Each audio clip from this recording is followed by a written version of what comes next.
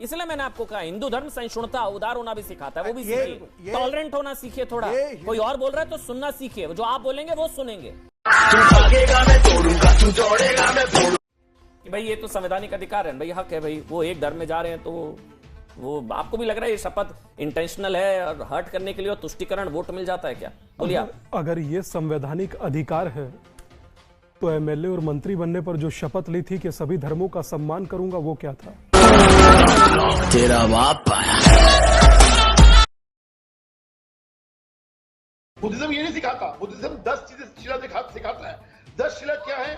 शराब नहीं पीनी, सेक्सुअल एक्टिविटी नहीं होनी, आप समय से सोएंगे, ये सब चीजें सिखाता है। ये किसी का धर्म के बारे में नहीं बोलता। धर्म के बारे में हिंदू हम राम की हम नहीं मानेंगे, हम उसको नहीं मानेंगे। अरे हिम्मत थी तो कल ये बोलते ना कि हम मुस्लिम को भी नहीं मानते, हम सिख धर्म को भी नहीं मानते। उन्होंने सिर्फ टारगेट क्या किया?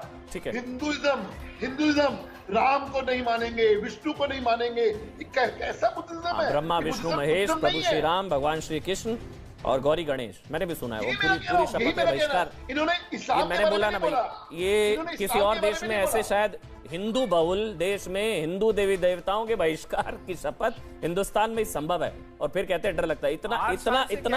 इतनी उदारता, इतनी सहिष्णुता किसी देश में नहीं होगी कि जहां की बहुसंख्यक आबादी धर्मांतरण का खतरा पहले तो नंबर 1 और नंबर 2 उनके देवी देवताओं की सार्वजनिक मन से बहिष्कार की अपील। हैरानगी है, चलिए ठीक है, संविधान है, लोकतंत्र है, टू मच डेमोक्रेसी है। संगीत पहले स्वामी दीपांकर, उसके बाद संगीत रागी। स्वामी दीपांकर जी कि भाई ये तो संवैधानिक अधिकार है भाई, हक है भाई, वो एक धर्म में जा रहे हैं तो वो आपको भी लग रहा है ये शपथ इंटेंशनल है और हर्ट करने के लिए और तुष्टिकरण वोट मिल जाता है क्या? बोलिए आप। अगर ये संवैधानिक अधिकार है तो एमएलए और मंत्री बनने पर जो शपथ ली थी कि सभी धर्मों का सम्मान करूंगा, वो क्या था? तेरा बाप। अगर जो ये अधिकार है, ठीक बात, मगर दुख इस बात का है कि राम और कृष्ण के देश में, मतलब राम, कृष्ण, ब्रह्मा, विष्णु, महेश, इस तरह के शब्दों से अलंकृत करना, राम के देश में राम के बहिष्कार की अपील, ये शायद मेरे लिए मेरे लिए शॉकिंग है, और शायद जो देख रहे हैं लोग उनके लिए भी शॉकिंग होगा। मगर मैं एक बात कहना चाहूंगा, खान साहब खड़े हैं, शायद खान साहब ने एक बात अच्छी कही कि मैं भी इस चीज से इत्तेफाक नहीं रखता, मगर मैं एक चीज कहना चाहूंगा कि कोई आम व्यक्ति चर्चा करता शायद इतनी चर्चा ना होती और ये विषय भी नहीं बनता। कर कौन रहा है? सोशल जस्टिस मिनिस्टर, सामाजिक कल्याण मंत्री। जब एक सामाजिक कल्याण मंत्री, और एक बात मैं और कहूं खान साहब, कोई भी पर्सनल कैपेसिटी नहीं होती मंत्री की।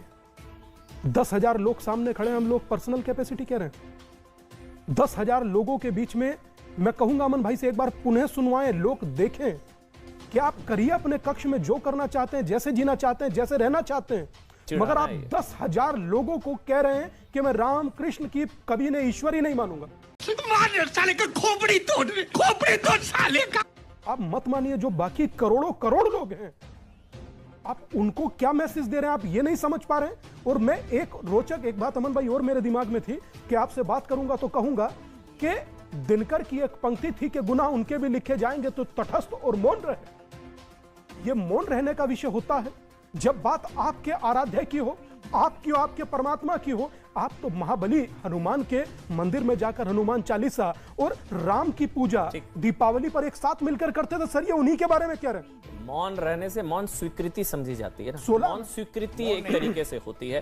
मेरे साथ आचार्य प्रमोद कृष्णम भी हैं विशेष तौर पर। आचार्य जी बहुत बहुत धन्यवाद, आपने समय निकाला। लेकिन पहले संगीत रागी, फिर आचार्य जी मैं आपके पास आऊंगा। संगीत रागी, आपको क्या नजर आता है कि मतलब ये तो 22 प्रतिज्ञाओं में से एक है भाई, इस तरह के कार्यक्रम नागपुर में भी हुए हैं जहां बीजेपी के नेता भी शामिल हुए हैं, और ये या बौद्ध और हिंदू धर्म के लोगों को लड़वाने का प्रयास है, जो बीजेपी कह रही है कि बौद्ध और हिंदू धर्म के लोगों को लड़वाने का प्रयास है। बताइए आपका क्या एनालिसिस है? देखिए, पहली बात तो मैं 3 बातें बहुत साफ साफ कहूँगा, मैं आप बाद में मुझे मौका मत दीजिएगा।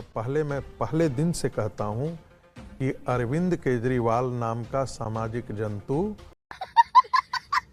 एक काल नेमी के तौर पर भारतीय राजनीति में है, जिसका सुनिए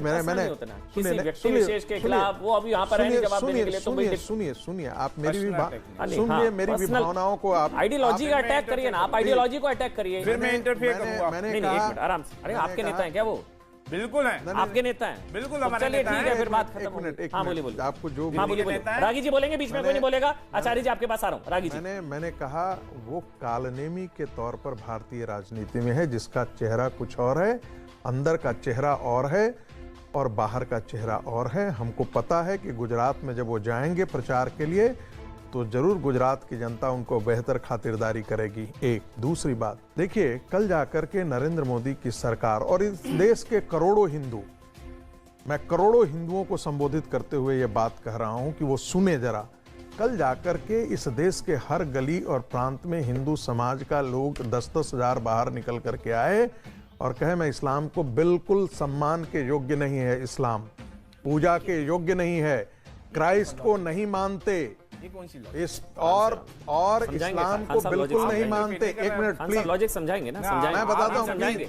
आप लॉजिक की बात कर रहे हैं। सुनिए वकील, बस बस बस बस वकील हाँ। साहब, आप जब बोल रहे थे तो मैं चुपचाप था, नहीं, इसलिए आप ध्यान रखिए, आप तय नहीं करेंगे क्यों मैं क्या बोलेगा बोलूं। ये, भाई, किस कंटेक्स्ट में है? आप अकील चुप खान, रहेंगे, आपका कंटेस्ट वो तय कर रहे हैं, नहीं ना। ये जो मुस्लिम क्यों बोलेगा हिंदू चुप के बारे रहिए, में गलत बोल- बात? बस। एज ए इंडिविजुअल हमारा यार, देश है थोड़ा ये। पढ़ा बड़ा बुरा लगा, पढ़े लिखे बड़ा बुरा क्यों लगा, बोलेगा? बस शांत रहिए ना, बीच में मत बोलिए ना।